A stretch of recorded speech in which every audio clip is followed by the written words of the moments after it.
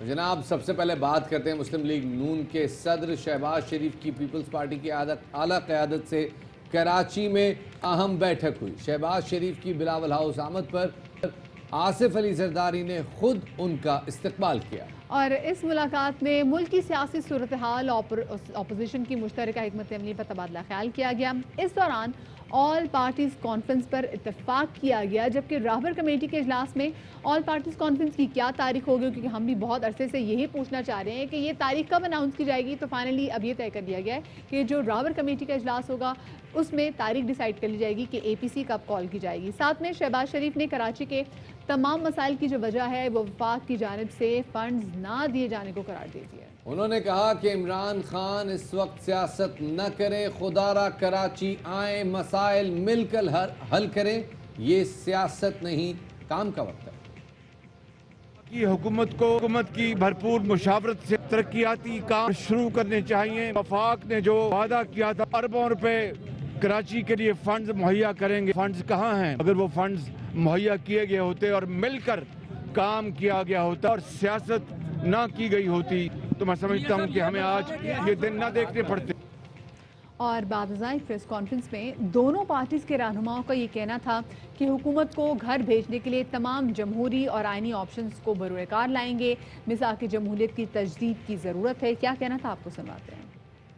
جماعتوں نے فیصلہ کیا کہ کل رہبر کمیٹی کا اجلاس ہو رہا ہے، اس میں شرکت کی جائے گی۔ رہبر کمیٹی کے بعد آل پارٹیز کانفرنس کا انعقاد کیا جائے گا۔ رہبر کمیٹی اس کی تفصیلات طے کرے گی، جس کے نتیجے میں ملک کی اپوزیشن جماعتیں مل کر مستقبل کے لائحہ عمل کا فیصلہ کریں گی۔ نیب کے چیئرمین کو سیاہ سفید کا مالک نہیں بنایا جا سکتا کہ وہ حکومت کا جو بھی مخالف ہو اس کو پکڑ لے، جو حکومت کی چھتری میں ہو اس سے آنکھیں بند کر لے۔ یہ جو احتساب ہے یک طرفہ ہے، یہ احتساب نہیں ہے، انتقام ہے۔ یہ جو نیا قانون لا رہے ہیں جس کی ہم نے مخالفت کی ہے، یہ قانون لوگوں کو لاپتہ کرنے کا قانونی جواز مہیا کرتا ہے۔ ہم ایف اے ٹی ایف کے نام پر ایسے قانون سازی کی اجازت نہیں دے سکتے۔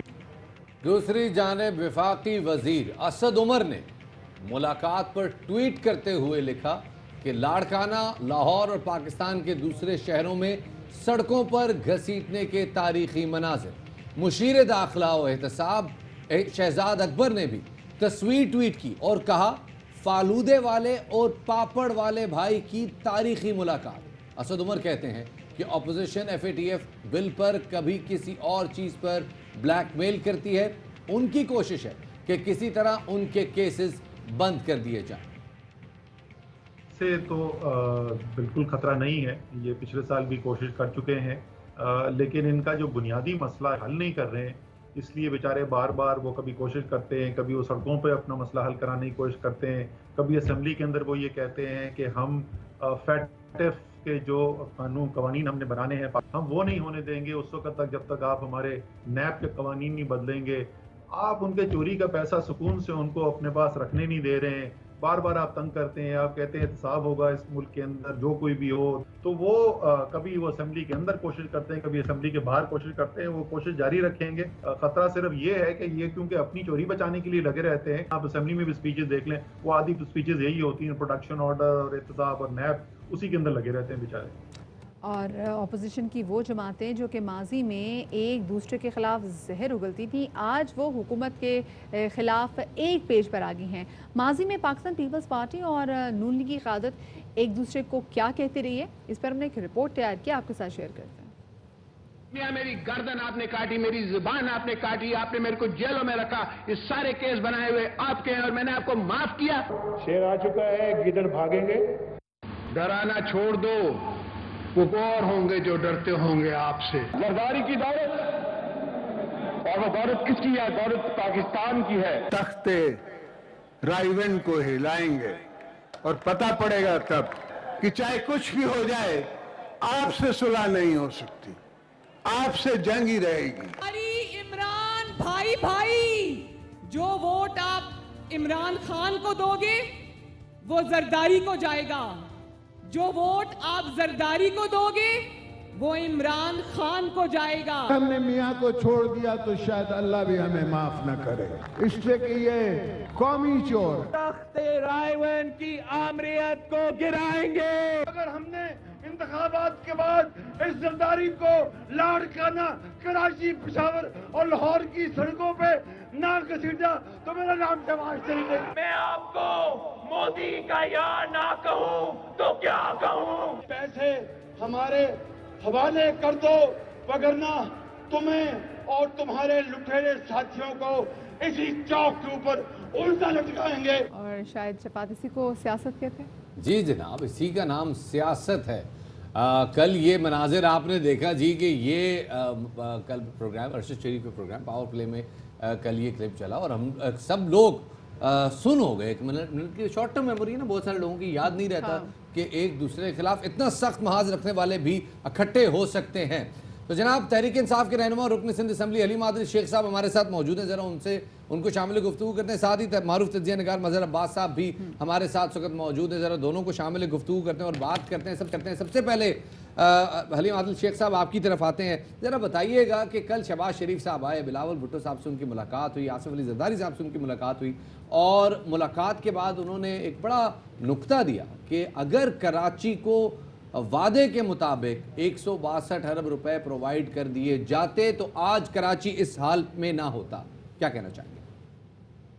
पहले तो थोड़ा सा आपने जो रिपोर्ट चलाई उस पर मैं हल्का सा एक जुमला कहना चाहूंगा कि कल जब हमें पता चला कि शहबाज शरीफ आ रहे हैं तो हम तो रोडों पे निकल के पता नहीं अब कहाँ बंदर रोड पे घसीटते हैं, इशारे फैसल पे घसीटते हैं, ये लालू खेत में घसीटते हैं, नाजोबाद में घसीटते हैं। कल तो हम सब पूरा शहर निकला हुआ था कि ये रस्सा डाल के किस पोल पे टांगते हैं और कहाँ घसीटते हैं। दूसरी बात, ये जो ऑल पार्टीज कॉन्फ्रेंस की बात हो रही है, ये लूट मार पार्टीज कॉन्फ्रेंस हो सकती है।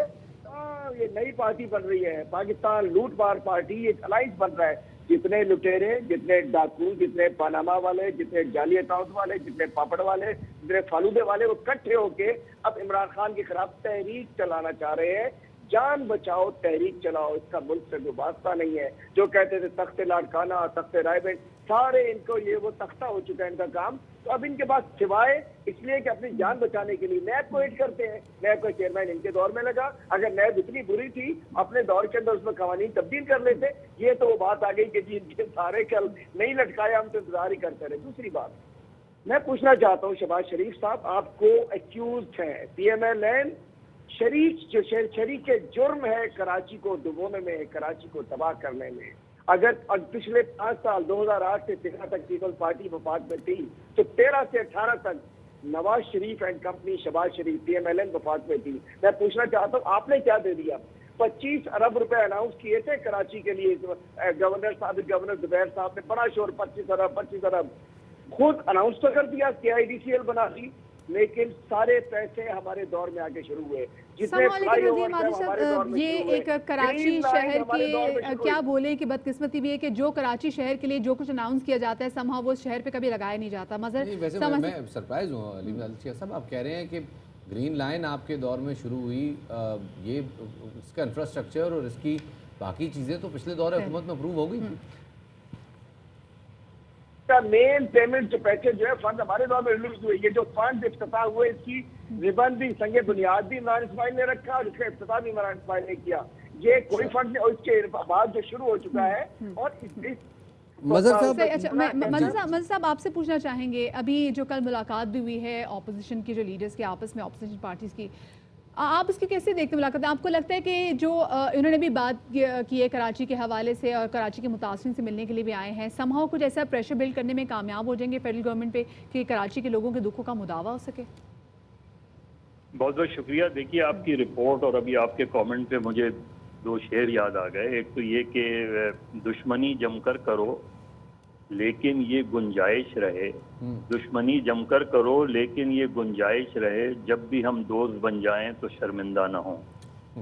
दूसरे ये कि वो ये तो तमाम पॉलिटिकल पार्टीज पे सादिक आता है शेर। जी हाँ, सब पे साबित है और मेरा ख्याल है इस शेर को उनकी अपनी पार्टी के मैनिफेस्टो में शामिल कर लेना चाहिए।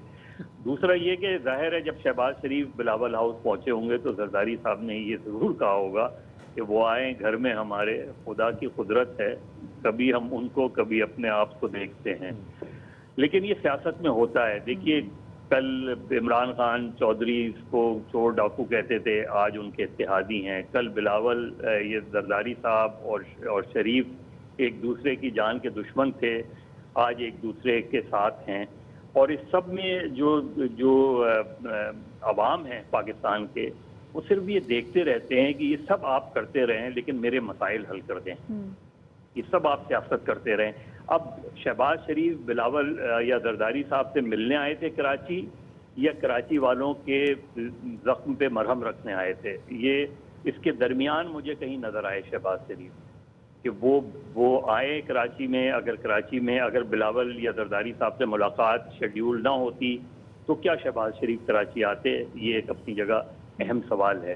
देखिए, सियासत में जाहिर है, जिस तरह आपने खुद कहा, सियासत में हर चीज़ होती है, हर चीज़, आप कल के दुश्मन आज के दोस्त हो जाते हैं। इसीलिए अब टेलीविज़न है, इस टेलीविज़न को सामने रखते हुए ये ज़रूर सोचना चाहिए कि आपके वो क्लिप्स हमारे पास महफूज रहते हैं कि जब आपने एक दूसरे के खिलाफ जो है वो दुश्मनी की हद तक चले गए। मज़हर साहब, ये माजी की बात है, लेकिन बतौर एक ऐसे शख्स के जो इस वक्त कराची में रहता है, मुझे ये जान के बड़ा अफसोस हुआ, और मुझे इस मौके पे ख़ास तौर पे अपनी मैं ज़ाती राय शेयर कर रहा हूँ आपके साथ, और चाहूँगा कि आप उस पर कमेंट भी करें।